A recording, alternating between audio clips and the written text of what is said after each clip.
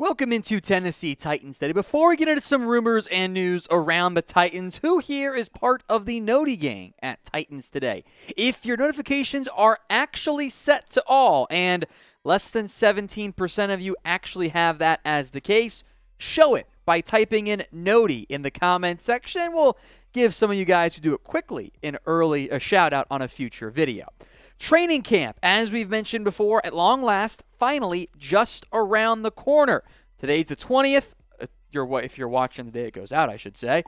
And the rookies report on the 23rd. Despite that, not all of the Titans rookies are signed as we sit here filming this video.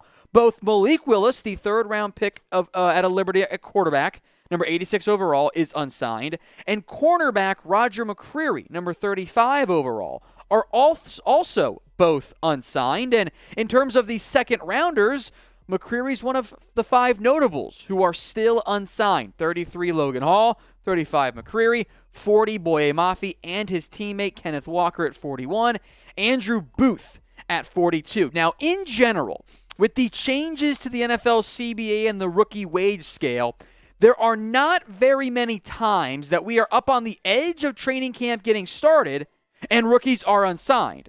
And the reasoning for McCreary in particular, well, we can blame the Texans for this.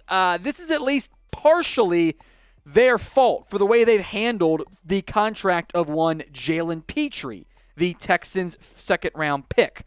Pitre's deal set a new bar for second-rounders. The first 3 years of his 4-year deal are fully guaranteed. Last year, only the first 2 picks of the second round got that structure. Pitre, as the 5th pick in the second round, got it from Houston. So, all the picks in front of Pitre want that as well. Now, Christian Watson, I will make note, in maybe an hour before filming this video, he signed officially with Green Bay. Don't have the details on that one yet. Breece Hall signed yesterday. So, we're waiting on Logan Hall, Roger McCreary, and I can pretty much promise you the waiting on that situation is that McCreary wants the fully guaranteed first 3 years since the Texans did that. And they also caused some chaos in the 4th round with their structure of the Dameon Pierce deal, which I found interesting and curious from that standpoint, which I didn't make a ton of sense. So there are 2 unsigned Titans at this point. We mentioned Malik Willis. We'll go more in depth on him here in a little bit.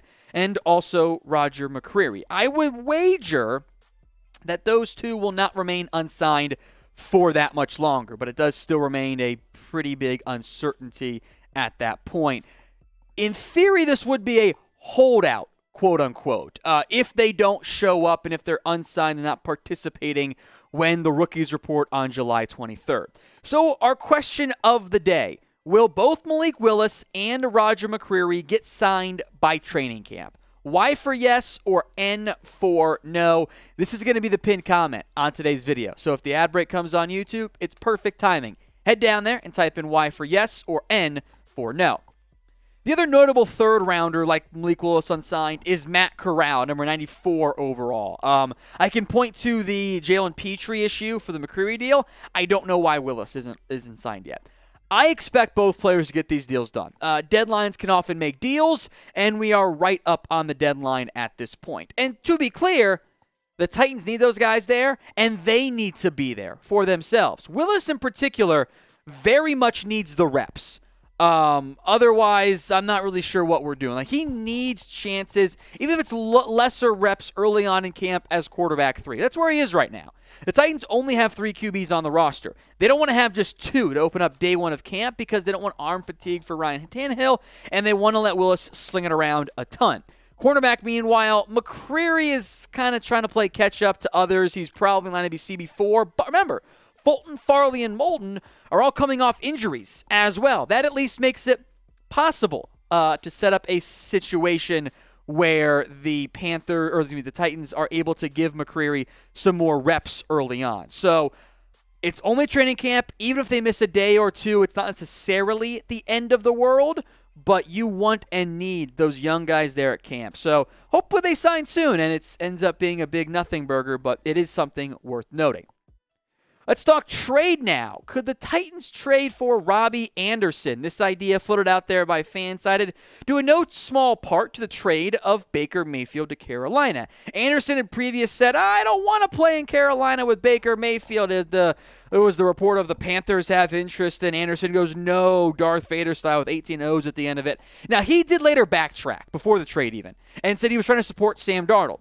Well, now Carolina's traded for Baker. So could Anderson be a trade target for Tennessee?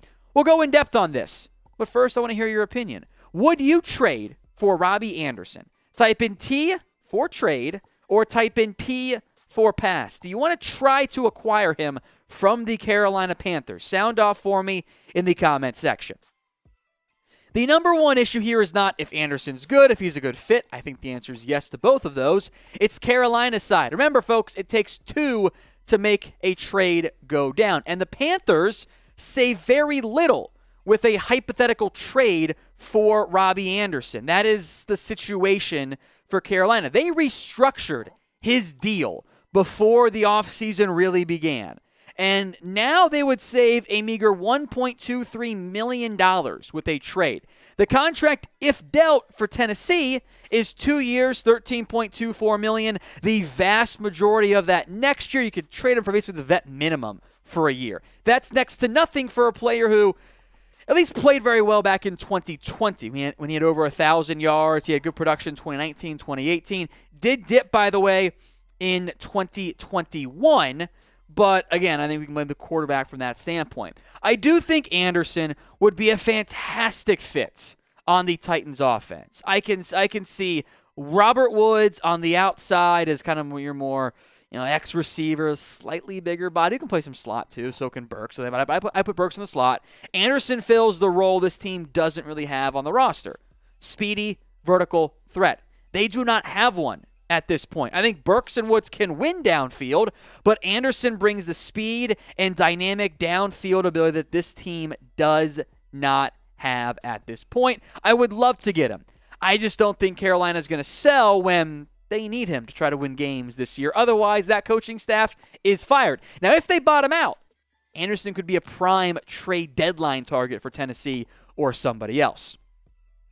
I am once again asking to have your notifications set to all here on Titans Today. Make sure you're logged in / you have a YouTube account. You would be surprised the number of people that are, sub to the Titans Today but are logged out or just don't have a YouTube account created. Click sign in, create your account, fill out your information, head over to youtube.com / Titans Today. Click that subscribe button, and this is the key part.